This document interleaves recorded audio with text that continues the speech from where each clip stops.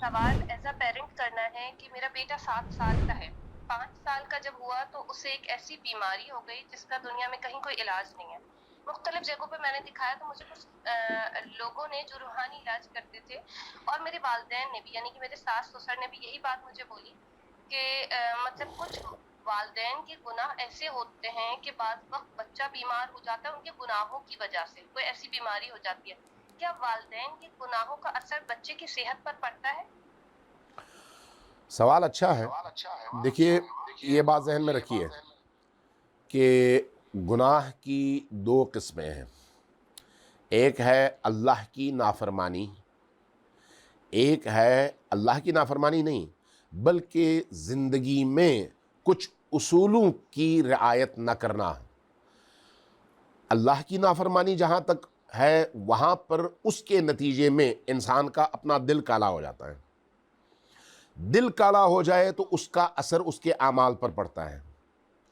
اس کے اعمال جہاں اللہ کی مخالفت میں انجام پاتے ہیں تو اس کے نتیجے میں بہت ساری چیزیں اس کے اپنے فیملی کے اندر، گھر کے اندر، خاندان کے اندر، چاہے وہ آزمائش کی صورت میں، چاہے وہ ابتلاعات کی صورت میں، چاہے وہ مصیبتوں کی صورت میں نمودار ہوتے ہیں. لیکن بعض چیزوں کا تعلق ہے بے احتیاطیوں سے. مثلا کزنز کی شادی، ماموزاد سے شادی، خالہ زاد سے شادی، چچا زاد سے شادی، پھپھی زاد سے شادی. یہاں پر کچھ میڈیکل پرابلمز ہیں. ان میڈیکل پرابلمز کا تعلق انسان کی بے احتیاطی یا احتیاط سے ہے، گناہ اور ثواب سے نہیں. کچھ چیزیں ایسی ہیں اگر انسان ان احتیاطوں پر عمل نہ کرے تو میاں بیوی کے اس بے احتیاطی کے نتیجے میں جو اولاد جنم لیتی ہے ان تک اس کا نقصان پہنچتا ہے. لیکن کچھ اعمال ایسے ہیں جن کا تعلق گناہ سے ہے. مثلا فرض کریں انسان شرابی ہے، انسان بے حیا ہے، بد کردار ہے، انسان حرام خور ہے. اس حرام خوری کے نتیجے میں جو پیسہ گھر آئے گا اس سے آدمی کھانا کھائے گا، اس کی بیوی بھی کھانا کھائے گی. اس بے حیائی کے نتیجے میں جو گھر کا ماحول ہوگا وہ گناہ کا ہوگا.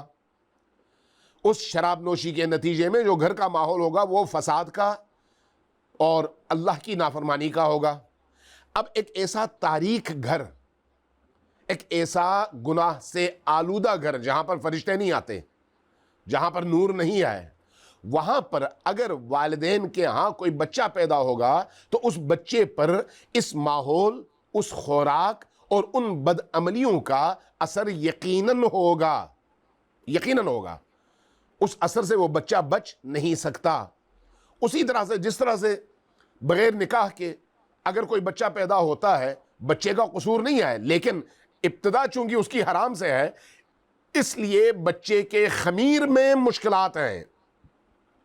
لہٰذا اب دیکھنا پڑے گا کہ کسی گھر کے اندر اگر بچہ بیمار ہوتا ہے تو آیا وہ کوئی موروثی مسئلہ ہے یا کوئی اور مسئلہ ہے.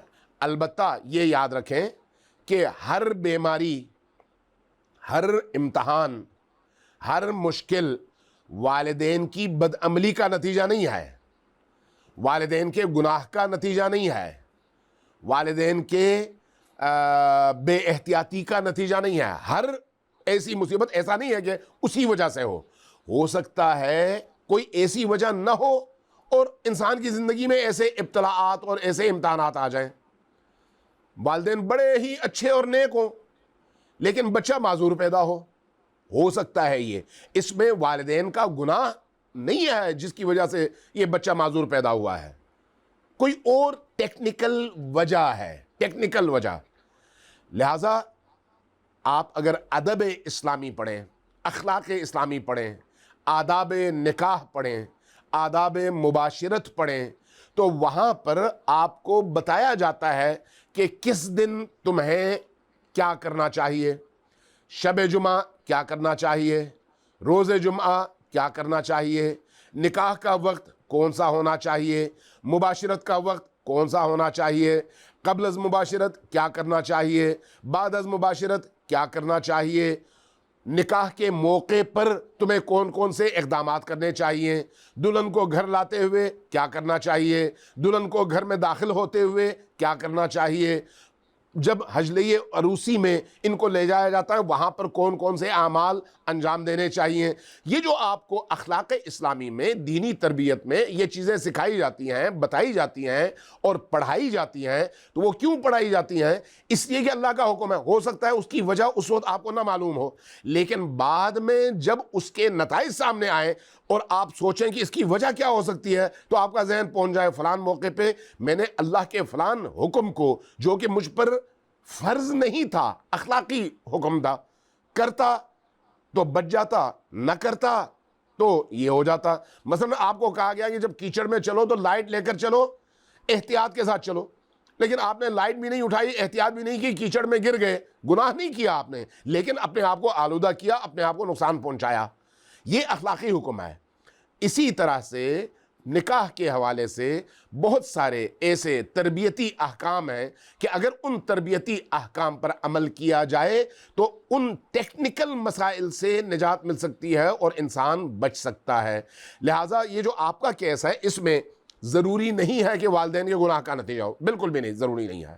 ہو سکتا ہے ٹیکنیکل مسئلہ ہو سکتا ہے کہیں پر کوئی ایسی غلطی ہوئی ہو جس کے نتیجے میں بچے میں اس طرح کی بیماری پیدا ہوئی ہو سکتا ہے کسی گناہ کا نتیجہ ہو سکتا ہے یہ تینوں نہ ہو، صرف اللہ کی طرف سے ایک امتحان ہو کہ آپ اس امتحان میں کس طرح سے اللہ کے سامنے کھڑے ہوتے ہیں اور اللہ کے اس امتحان سے سرخرو ہو کر نکلتے ہیں۔